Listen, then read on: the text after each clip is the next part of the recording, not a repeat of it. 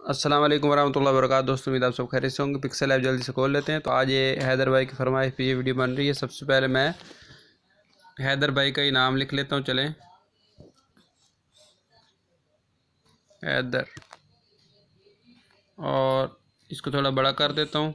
बड़ा करने के बाद सबसे पहले तो मैं इसका कलर सेट कर लेता हूँ। यहाँ पे आप लोगों को कलर सेट करने का पता ही है।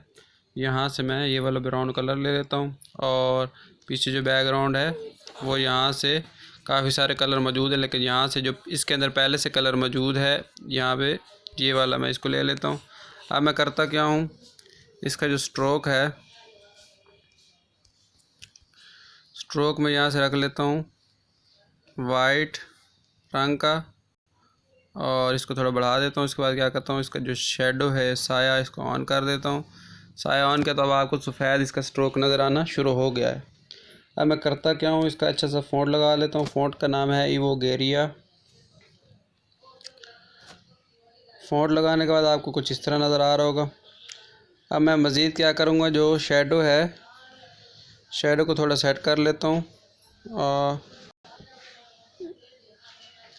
नीचे से, और उसके बाद क्या करता हूँ, इसको मैं थोड़ा 3D टेक्स्ट वाले बटन से इसको थोड़ा डेप्थ इसकी 3D करके इसको 5 कर देता हूँ।